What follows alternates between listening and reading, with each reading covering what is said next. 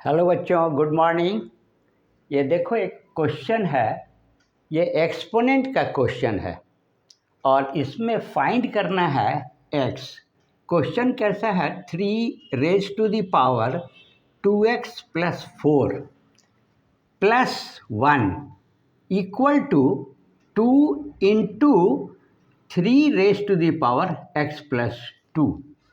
ये क्वेश्चन है, इसमें से फाइंड आउट एक्स करना है। अब इसको हम लोग कैसे करेंगे वो आप ध्यान से सीखो। इसमें क्या करते हैं, लिखते हैं सॉल्यूशन।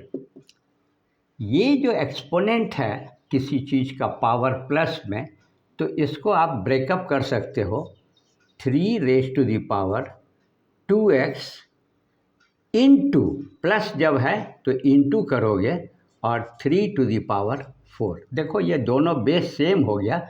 ये एक्सपोनेंट के नियम के मुताबिक सेम बेस में पावर्स इंटू करने से प्लस हो जाता है। ये सीखने का चीज़ था।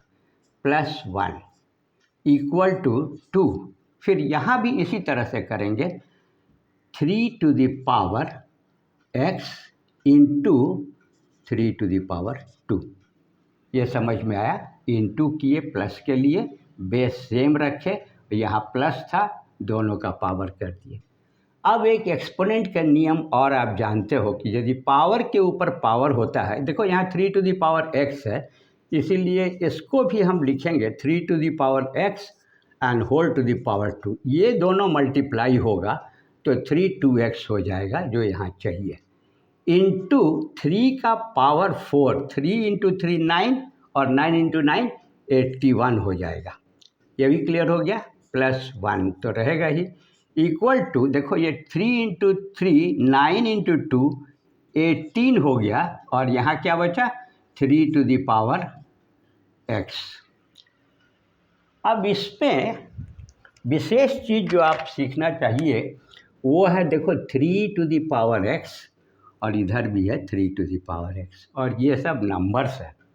तो यहाँ एक काम करेंगे हम लोग, ये पावर है ना, 3 to the power x को let 3 to the power x is equal to t, कोई अलग वेरिएबल ले लेंगे।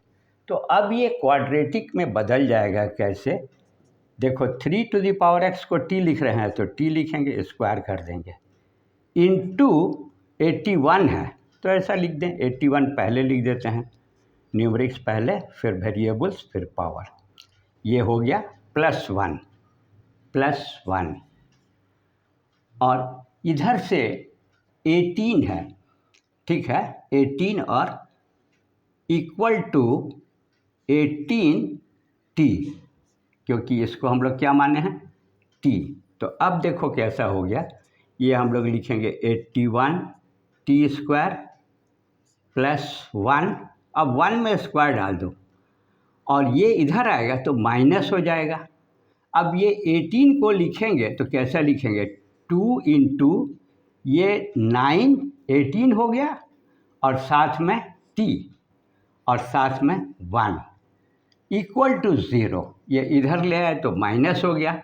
अब यहाँ देखो 18t के स्क्वायर को हम लोग लिख सकते हैं 9t whole square plus 1 whole square minus 2 into, देखो a इसके बराबर हो गया और b के जगह पर आ गया 9 इंटू 18t, ये सब समझ में आ गया।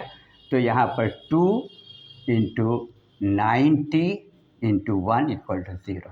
अब देखो a² + b² माइनस 2ab के कैसा फॉर्म आ गया, a² + b² - 2ab। तो इसको क्या लिख सकते हैं, a - b का होल स्क्वायर। अब यहाँ हम लिख देंगे 9t - 1 का whole square equal to 0। Clear. अब यहाँ देखो ये स्क्वायर है, इसका मतलब कि 2 बार 90 - 1 इंटू 90 - 1 इक्वल टू 0।